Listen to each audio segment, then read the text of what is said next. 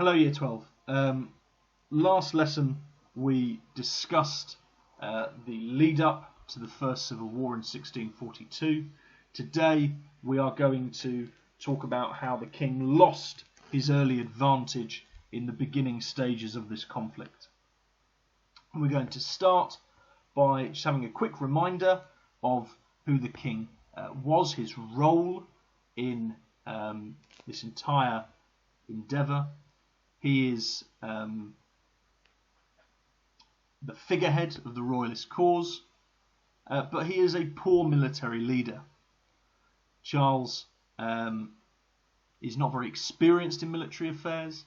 He relies heavily on Prince Rupert and Maurice and on Digby. He was brave, absolutely, but he dithered. This wasn't entirely his fault. Charles surrounded his early leadership with his most trusted grandees. Why? Obviously, it's because Charles needs people he can trust. He does not promote on merit, but rather on loyalty. This is something that has been seen in monarchs stretching back hundreds of years. Monarchs would often give power to those who were loyal to them. That way they kept those who could potentially be a threat close by and on side. Because the king is keeping his grandees and his most loyal subjects on side, a political division occurs in the early phases of the war. And this political division was in the Royalist leadership. It involved two factions. On one side, a war faction, those in the Royalist leadership who were advising Charles to press on with military action. They included Henrietta Maria, Prince Rupert, Lord Digby. And on the other side, there was a peace faction, those advising the king to make a settlement with the parliamentarians. They included the Earl of Clarendon and Viscount Falkland. They sought a peaceful end to the conflict. Many members of the peace faction had opposed Charles in 1642, but could not bring themselves to outrightly oppose him militarily when the war broke out. Now, this competing advice led very clearly to an indecisiveness in Charles, something we've seen before, right the way back to 1625. Charles is indecisive, he prevaricates, he does not make good decisions, and because of that, not very much happens. He doesn't make use of his early advantage. He doesn't take the opportunity that is presented to him. As a consequence of this, a treaty is devised. The parliamentarians, sensing that Charles was in a strong position, devised something known as the Oxford Treaty, and it was drafted by Pym, as well as Viscount Falkland, that leader of the peace faction, and it was presented to Charles in Oxford.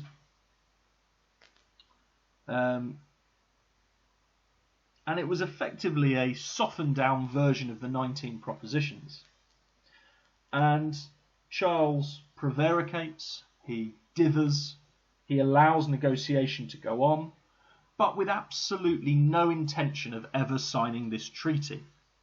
And the reason for that is clear. Charles was using this tactically. Whilst the negotiations went on, he had time to gather men and resources.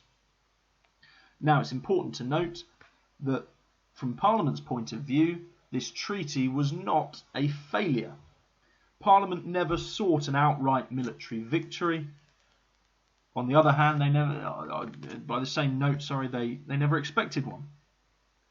Parliament was keen to negotiate a peace with Charles by forcing him to the negotiating table to evaluate the relationship between Parliament and the Crown. That was their aim. They did not expect nor desire outright military victory. Nevertheless, Charles does not sign the Oxford Treaty, and as a consequence, Falkland is distraught. He was desperate for a peaceful conclusion. Some say that Falkland actually threw away his life at the Battle of Naseby. He intentionally didn't fight well that way. He could be rid of himself in this turbulent time, although of course that's hearsay. What the consequences of the Oxford Treaty were, though, was a drawn-out conflict. Charles did not sign a treaty with Parliament to end the conflict, nor did he press home his early military advantage. In 1643, the king is looking incredibly strong. However, Charles fails to force the surrender of the Earl of Gloucester in August of 1643. The king had up until that point consolidated military power in the north and the west of England. And the way the conflict worked, the way the First Civil War worked, was there was a series of summer campaigns, summer fighting, and then in the winter, when it was too cold to fight, there was political debate and discussion. And the political debate and discussion informed the military campaign, and the military campaign informed the political debate and discussion, and on it went. But in 1643, whilst this was going on, Parliament were quietly aligning with the Scots. The war faction in Parliament, led by Pym, was gaining traction. Their aim was to align with the Scots, seek Scottish support, and force the king into a weakened position. It's important to note that by the end of 1643, Pym has unfortunately died of cancer, and he takes no further part in the history of the English Civil War, quite naturally. By September of 1643, specifically the 20th of September, the Royalist cause in the north is beginning to break, and the First Battle of Newbury leads to a reversal of fortune. The king comes onto the back foot, and Parliament start to gain something of an advantage. The king throws away his opportunity for peace at negotiation, at the Oxford Treaty, and he doesn't capitalise on his early chances in the north of England. As well as that, the king has a lack of foreign assistance. Henrietta Maria, who was sent to France to acquire money and material support, fails. France are involved in the 30 Years' War. They have got no interest in financing a foreign king. Equally, the conclusion of the one-year truce with the Irish Confederates is disastrous for Charles. It appears to many Irish Protestants that Charles is forging alliances with Catholics. Bad propaganda, poor opportunity to gain support from his Irish kingdom. As well as that, the Royalists control the north and the west, as we've said, but these areas are not that wealthy. The most wealthy area in the country is London, and Parliament use London to their advantage. They tax the residents of London fairly heavily, and in doing so, they raise capital for the war. However, the Royalist areas, the north and the west, traditionally were not as wealthy. John Morrill says that financial thrombosis killed the Royalist cause. Effectively, Charles could not afford to pay his army, and many of his troops deserted. There is also discussion and debate around the consequences of this Royalist failure.